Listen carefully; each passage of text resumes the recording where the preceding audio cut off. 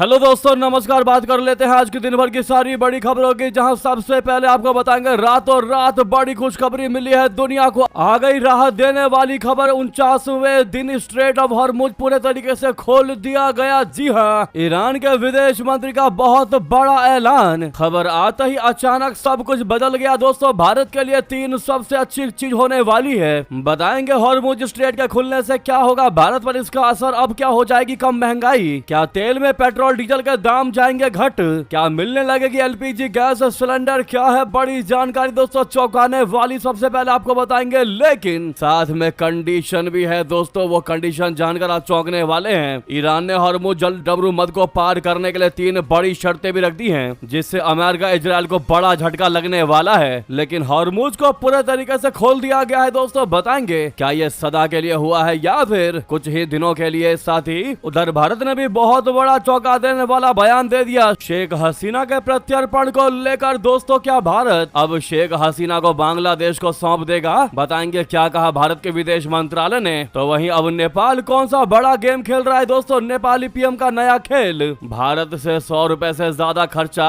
तो देना होगा टैक्स। आखिर क्या चाहता है नेपाल का ये नया पीएम बालेंद्र शाह? क्या नहीं रखना चाहता भारत के साथ अच्छे रिश्ते? क्या है इसके पीछे उसकी बड़ी मंशा? तो वहीं आपको बताएंगे महिला आरक्षण बिल गिराने पर विपक्ष के खिलाफ आज से होगी भारी प्रदर्शन। बीजेपी का बहुत बड़ा ऐलान। बिल का विरोध करने वालों की अब खैर नहीं। जनता के बीच आज से खुल जाएगा विपक्ष का काला चिट्ठा। एनडीए ने खतरनाक प्लान बना लिया दोस्तों, जानकर जाएंगे आप चौंक। लेकिन वहीं दोस्तों एलपीजी बुकिंग पर घट गया वेटिंग टाइम, जानकर आप भी खुश हो जाएंगे। एजेंसियों ने बढ़ा दी डिलीवरी स्पीड। क्या है एलपीजी गैस सिलेंडर को लेकर बहुत बड़ी खबर दोस्तों, अब मिलने वाला है आपको सिलेंडर, वो भी कम समय में। एलपीजी सप्लाई पर बहुत बड़ा अपडेट ये सामने आया है, आप जानकर वाकई में खुश हो जाएंगे। एक से एक बेहतरीन जानकारी आपको बताने वाले हैं, बस आप वीडियो के अंत तक बने रहिएगा। और खबरों में आगे बढ़ने से पहले हॉर्मुज के खुलने का अगर आप भी सम्मान करते और मानते हैं कि अमेरिका ईरान इजराइल युद्ध करते रहे लेकिन कम से कम व्यापार के रास्तों को ना रोके, कम से कम तीसरे देश को फर्क नहीं पड़ना चाहिए, तो वीडियो को लाइक करके इस चैनल को सब्सक्राइब करके बेल आइकन दबा के कमेंट में जय हिंद अवश्य कहिएगा दोस्तों। बात करते हैं पहली सबसे बड़ी खबर की, जहां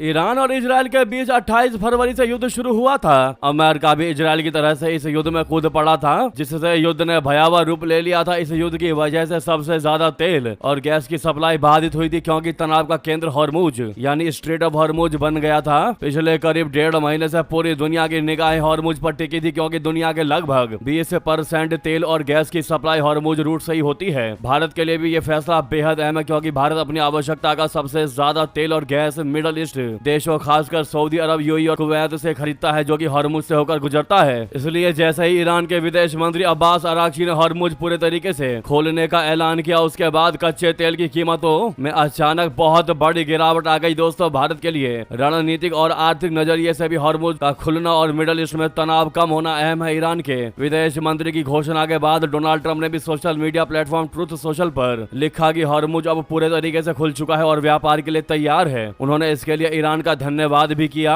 जी हां दोस्तों, अब हॉर्मुज पूरे तरीके से खुल चुका है। खबर आते ही अचानक सब कुछ बदल गया। बता दे भारत के लिए 3 सबसे अच्छी जानकारी, या यूं कहे कि 3 सबसे बड़ी उम्मीद जो अब जग गई है भारत के लिए। पहला है कच्चे तेल की कीमतों में भूचाल। जी हां, शुक्रवार की रात 8 बजे अंतरराष्ट्रीय बाजार क्रूड ऑयल का भाव करीब 12% टूटकर $83 प्रति बैरल तक पहुंच गया, जबकि ब्रेंट क्रूड में 11% से ज्यादा की गिरावट देखी जा रही है। भाव फिसलकर $87 प्रति बैरल के करीब पहुंच गया है। यानी अब कच्चे तेल का भाव फरवरी के लो से कुछ ही दूरी पर है दोस्तों। कच्चे तेल की कीमतों में गिरावट से भारत की आयात बिल में अब सुधार देखने को मिलेगा। कच्चा तेल महंगा होने से हर दिन भारत पर आर्थिक बोझ बढ़ता जा रहा था। भारत अपनी तेल आवश्यकताओं का 85% आयात करता है। कच्चे तेल के सस्ता होने से देश का करंट अकाउंट डेफिसिट यानी CAD कैड कम होगा और सरकारी खजाने पर बोझ घटेगा। दूसरा है शेयर बाजार में अचानक से जोश बढ़ गया दोस्तों।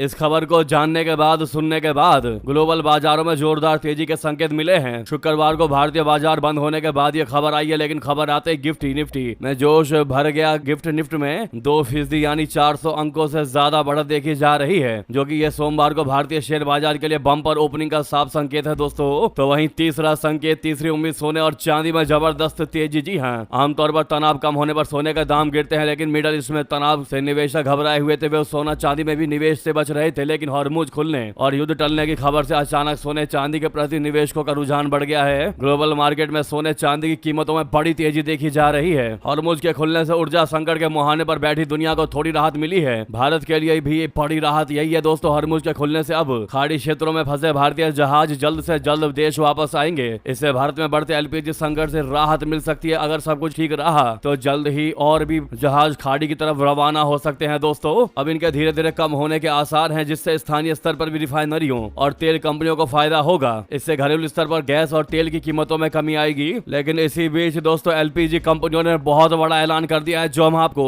आगे बताएंगे कि भारत में एलपीजी सिलेंडर को लेकर कौन सा नया फैसला लिया गया है जो आपको खुश कर देगा दोस्तों। लेकिन आपको बता दें, फिलहाल बात हॉर्मुज की हो रही है तो आपको ये जानकारी दे दे कि ईरान ने हॉर्मुज जल डमरू मध्य को बेशक खोल दिया है, पूरे तरीके से खोल दिया है, लेकिन इसको पार करने के लिए 3 मुख्य शर्तें रख दी हैं दोस्तों। लेकिन इससे मेनली अमेरिका और इजराइल को ही तगड़ा झटका लगेगा। भारत के लिए फिलहाल अच्छी खबर है। मेनली दोस्तों ये हॉर्मुज फिलहाल 10 दिनों के लिए ही खोला गया है, यानी कि ईरान ने कहा है कि लेबनान और इजराइल के बीच 10 दिन के युद्ध विराम हुए हैं, इसीलिए हम 10 दिन तक इसको खोले रखेंगे। अगर इस बीच लेबनान पर अटैक होता है, लेबनान पर हमला होता है, तो फिर से हम हॉर्मुज को बंद कर देंगे। जी हाँ दोस्तों, ये बात तो है ही, लेकिन साथ में ईरान ने 3 शर्तें भी रखी हैं। कह दिया है कि जिनका पालन करना सभी के लिए अनिवार्य होगा। इन शर्तों को अमेरिका और इजराइल के लिए झटका माना जा रहा है, जो ईरान के खिलाफ आक्रामक रहे हैं दोस्तों। आपको बता दें, पहली शर्त है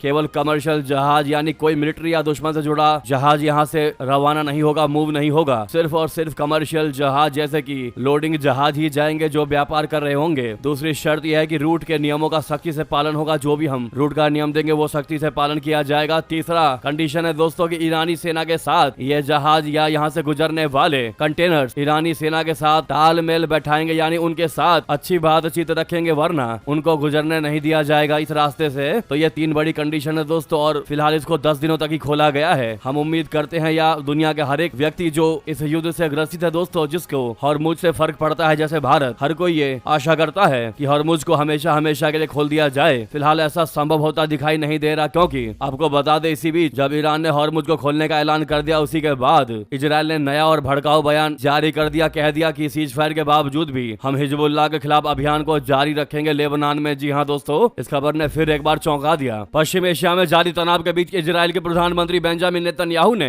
स्पष्ट किया है कि लेबनान में घोषित अस्थायी युद्ध विराम के बावजूद हिजबुल्लाह के खिलाफ सैन्य कार्रवाई पूरे तरीके से समाप्त नहीं हुई है। उन्होंने कहा कि इजराइल ने अमेरिका के राष्ट्रपति डोनाल्ड ट्रंप के अनुरोध पर टेम्परेरी संघर्ष विराम को स्वीकार किया है, लेकिन हिजबुल्लाह के खिलाफ अभियान अभी भी जारी रहेगा। नेतन्याहू के मुताबिक इजराइल ने हिजबुल्लाह के लगभग 90% मिसाइल और रॉकेट भंडार को नष्ट कर दिया है, लेकिन संगठन को पूरे तरीके से समाप्त करने का लक्ष्य अभी पूरा नहीं हुआ है। यानी कि दोस्तों, बेशक इजराइल और लेबनान के बीच में 10 दिनों का संघर्ष विराम हो चुका है, लेकिन इजराइल ने कह दिया कि हिजबुल्लाह हमें दिखा तो हम उसको सीज फायर तोड़कर मारने का प्रयास करेंगे। यानी एक तरीके से हम हिजबुल्लाह पर अटैक करेंगे ही करेंगे, अगर हमारी उसके साथ बजी इन 10 दिनों के भीतर तब भी। यानी कि कहीं ना कहीं अगर इजराइल ने ये सीज फायर तोड़ा तो आप यूं समझ लीजिए कि इधर ईरान हॉर्मुज को बंद कर देगा दोस्तों। यानी यहाँ पर इजराइल को लेकर मामला फंसता नजर आ रहा है। क्या लगता है दोस्तों आपको, क्या ये 10 दिनों के बाद भी हॉर्मुज खुला रहेगा? क्योंकि जैसा इजराइल का रवैया है दोस्तों, इजराइल हो सकता है 10 दिन भी ये सीज फायर को बर्दाश्त ना कर पाए। आपकी क्या राय है अवश्य कमेंट कीजिएगा। लेकिन अगर हॉर्मुज दोस्तों खुला रहता है तो आप यूं समझ लीजिए कि भारत में जिस प्रकार से महामारी एक तरीके से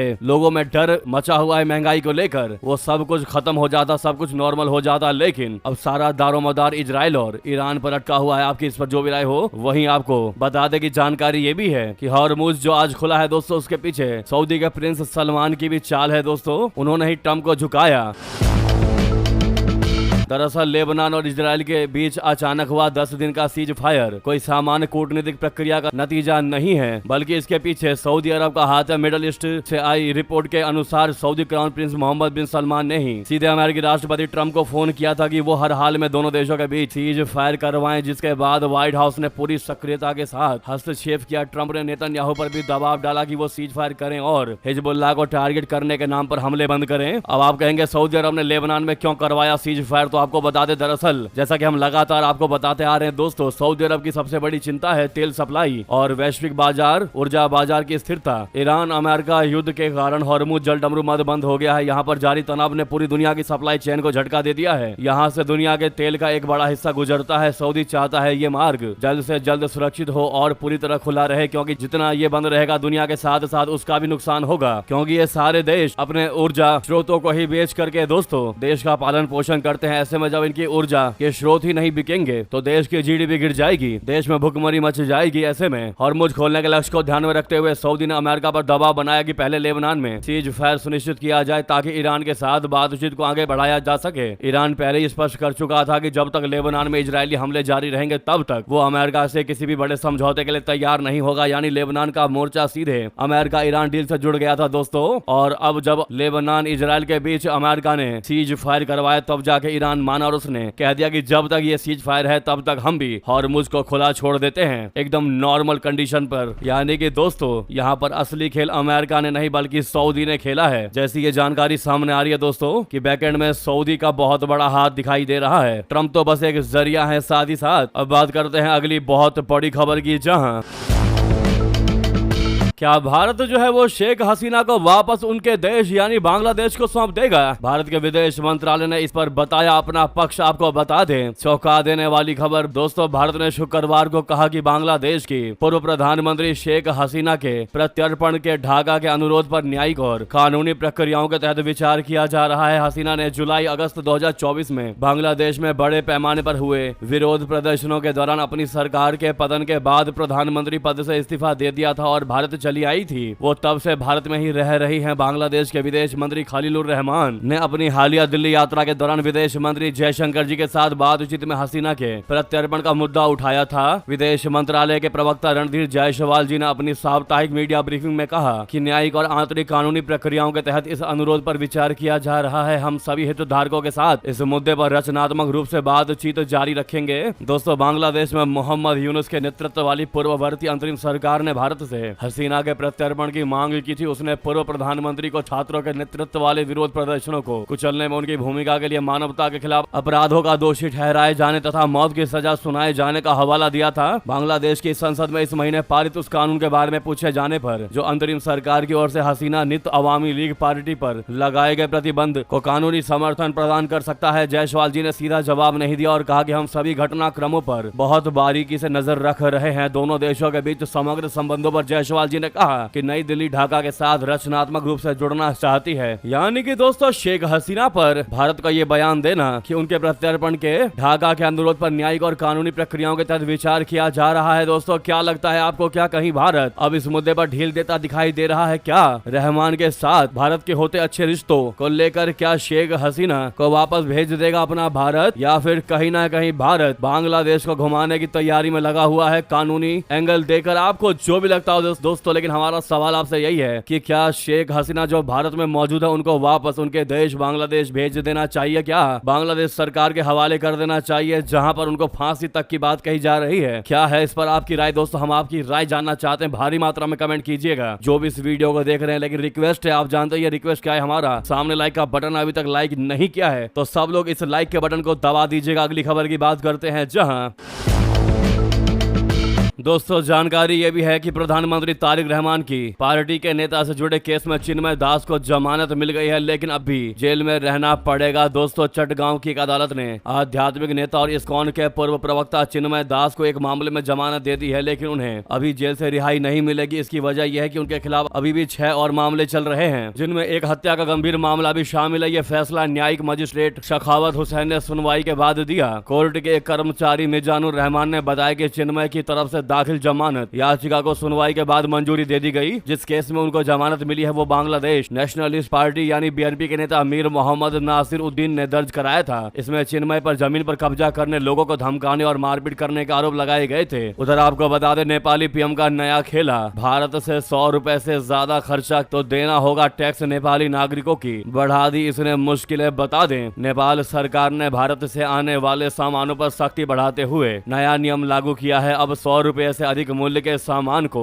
नेपाल ले जाने पर कस्टम टैक्स देना होगा। इस फैसले के बाद सीमा पर निगरानी भी कड़ी कर दी गई है। बताया ये जा रहा है कि इस निर्णय के पीछे नेपाल के लोकल बाजारों यानी स्थानीय बाजारों को बढ़ावा देने की रणनीति है ताकि देश के भीतर व्यापार को मजबूती मिल सके। दोस्तों, इस फैसले का असर रक्सौल जैसे सीमावर्ती भारतीय बाजारों पर साफ दिखने लगा है। यहाँ रोजाना बड़ी संख्या में नेपाली नागरिक घरेलू सामान खरीदने आते थे, लेकिन अब टैक्स के कारण खरीदारी में कमी आने लगी है। दरअसल चावल, दाल, आटा, तेल और चीनी जैसे रोजमर्रा के सामान भारत में सस्ते मिलते हैं, जिसके कारण नेपाली ग्राहक सीमा पार खरीदारी को प्राथमिकता देते थे। नेपाल बॉर्डर पर तैनात आर्म्ड पुलिस फोर्स बोले तो एपीएफ द्वारा लगातार माइकिंग कर लोगों को नए नियमों की जानकारी दी जा रही है। जो लोग 100 रुपए से अधिक का सामान लेकर नेपाल में प्रवेश कर रहे हैं उनसे टैक्स वसूला जा रहा है। कई मामलों में नियमों का उल्लंघन करने पर सामान जब्त भी किया जा रहा है। दोस्तों, तो ये स्थिति है नेपाल की, जहां पर नए प्रधानमंत्री बालेंद्र शाह ने हर किसी को चौंका दिया है। दोस्तों, अगर बात करें क्या इससे भारतीय व्यापारियों की चिंता बढ़ेगी, तो आपको बता दें बिल्कुल बढ़ेगी। दूसरी ओर भारतीय व्यापारिक संगठनों ने इस फैसले पर चिंता जताई है। रक्सौल चैम्बर ऑफ कॉमर्स के अध्यक्ष आलोक कुमार ने कहा है कि इस निर्णय से सीमावर्ती बाजारों पर नेगेटिव यानी नकारात्मक असर पड़ रहा है। उन्होंने सुझाव दिया कि दोनों देशों को ऐसी व्यवस्था बनानी चाहिए जिससे सीमा के दोनों ओर के व्यापारियों को लाभ मिल सके। इस पर आपकी जो भी राय हो दोस्तों अवश्य कमेंट करके बताइएगा। बालेंद्र शाह पर आपकी क्या राय है, आप उनको किस नजरिए से देखते हैं दोस्तों, भारत के नजरिए से जरूर कमेंट करके बताइएगा। वहीं अगली खबर आपको बता दें, जहां नूर खान एयरबेस की किलेबंदी क्यों कर रहा पाकिस्तान, आखिर आसिम मुनीर को किस बात का है डर। दरअसल भारत के ऑपरेशन सिंदूर के बाद से ही पाकिस्तान अपने सैन्य अड्डों की सुरक्षा को मजबूत बना रहा है। इसमें नूर खान एयरबेस भी शामिल है, जिसे पाकिस्तान की सैन्य शक्ति का केंद्र माना जाता है। यह अलग बात है कि मई 2025 में भारत ने नूर खान एयरबेस पर बड़े पैमाने पर हमले किए थे, जिसकी पुष्टि खुद पाकिस्तानी उप प्रधानमंत्री और विदेश मंत्री इशाक डार ने की थी। अब हाल की सैटेलाइट तस्वीरों से पता चलता है कि पाकिस्तान नूर खान एयरबेस को भविष्य किसी भी जंग के लिए किले में तब्दील कर रहा है। नूर खान एयरबेस पाकिस्तानी सैन्य मुख्यालय के करीब है और इस्लामाबाद आने वाले सभी विदेशी नेता इसी जगह उतरते हैं। नूर खान एयरबेस पर सबसे महत्वपूर्ण कार्य फाइटर जेट और दूसरे विमानों को रखने वाले हैंगरों का अपग्रेडेशन है। वो भारत की निगरानी से बचने और अपने विमानों को छिपाने के लिए मजबूत हैंगरों का निर्माण कर रहा है। ऐसे में भू खुफिया विशेषज्ञ डेमियन साइमन की पोस्ट की गई सैटेलाइट तस्वीरों में रावलपिंडी स्थित नूर खान एयरबेस में मजबूत हैंगरों के निर्माण को देखा जा सकता है। दोस्तों, हालांकि पाकिस्तान नूर खान एयरबेस की किलेबंदी जरूर कर रहा है, लेकिन उसको इस बात का डर है कि कहीं अगली बार भी भारत ऑपरेशन सिंदूर की तरह ही उसके इस एयरबेस को उड़ा ना दे। जी हाँ दोस्तों, नेक्स्ट खबर बता दें, उधर ईरान को 20 अरब डॉलर देने को तैयार अमेरिका, कहा बदले में यूरेनियम भंडार हमको दे दो। जिसके बाद दोस्तों इस मामले पर चुप्पी साध ली तेहरान ने। जी हाँ, अमेरिका और ईरान युद्ध खत्म करने के लिए 3 पेज की योजना पर बातचीत कर रहे हैं। इस बातचीत का एक अहम हिस्सा यह है कि अमेरिका ईरान को जब्त ईरानी फंड में से 20 अरब डॉलर जारी करेगा। इसके बदले में ईरान को अपने पास जमा एनरिच्ड यूरेनियम यानी भरपूर यूरेनियम का भंडार सौंपना होगा। यह दावा अमेरिकी मीडिया एक्सियोस ने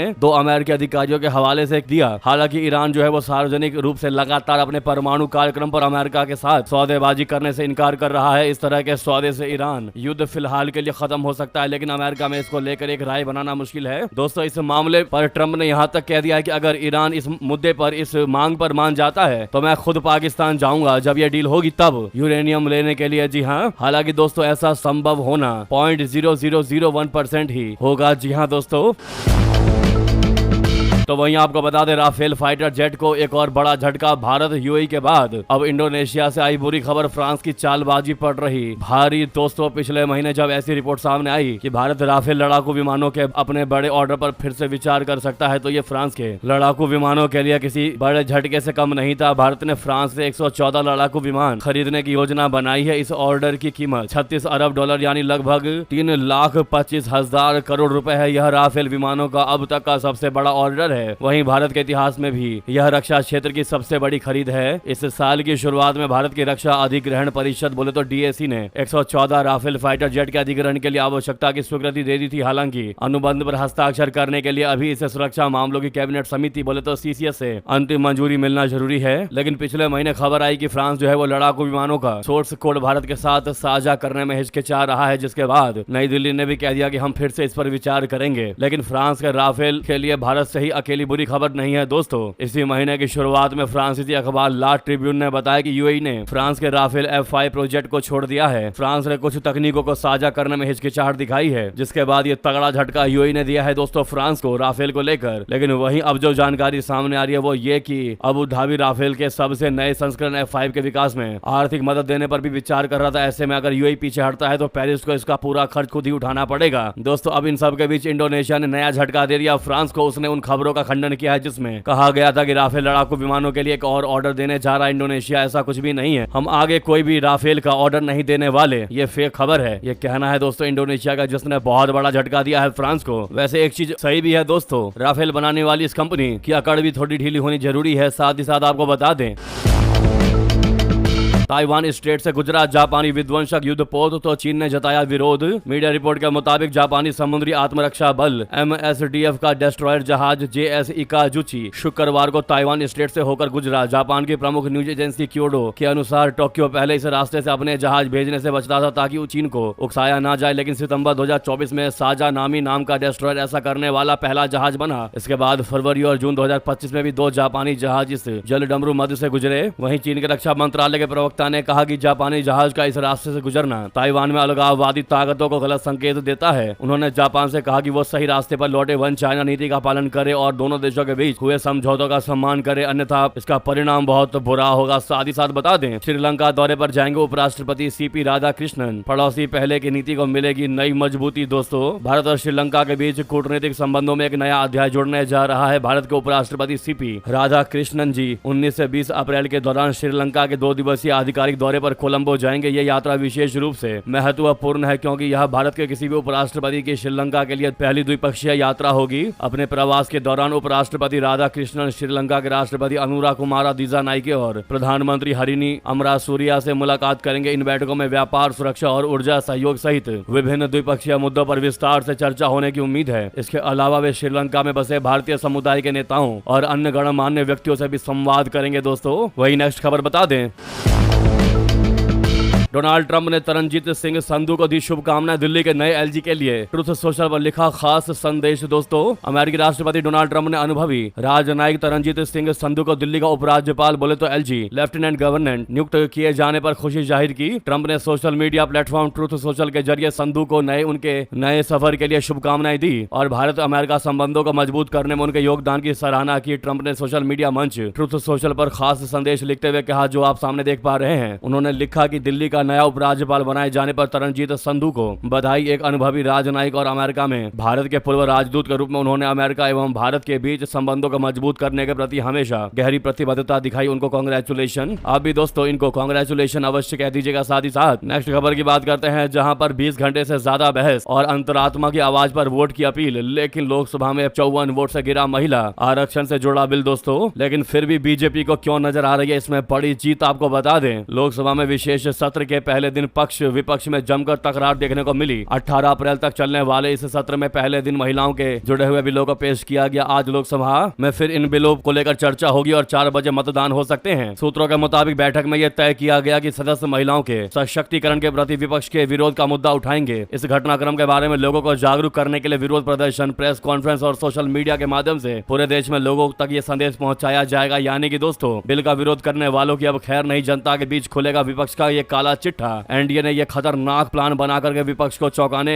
की ठान ली है। दोस्तों, इस बैठक में सबसे महत्वपूर्ण निर्णय ये लिया गया है कि विपक्ष के जिन सांसदों ने इस बिल का सदन में विरोध किया था उनके निर्वाचन इलाकों में एनडीए विरोध प्रदर्शन करेगा। इस बैठक में नितिन नवीन, जेपी नड्डा, अनुप्रिया पटेल सहित एनडीए के सारे वरिष्ठ नेता शामिल थे। सरकार ने संविधान 131वां संशोधन विधेयक 2026, केंद्र शासित प्रदेश कानून संशोधन विधेयक 2026 और परिसीमन विधेयक 2026 को पेश करने और उन पर चर्चा करने के लिए संसद का 3 दिवसीय विशेष सत्र बुलाया था। गुरुवार को लोकसभा में पेश किए गए और 2 दिनों तक जिन पर चर्चा हुई, इन प्रस्तावों में हाउस ऑफ द पीपल यानी लोकसभा के आकार को बढ़ाने का सुझाव दिया गया। इस पर आपकी जो भी राय हो दोस्तों अवश्य कमेंट करके बताइएगा। महिला आरक्षण बिल गिराने पर विपक्ष पर आपकी क्या टिप्पणी है दोस्तों अवश्य कमेंट कीजिएगा, जरूर बताइएगा। साथ ही साथ बता दें बड़ी जरूर और महत्वपूर्ण खबर,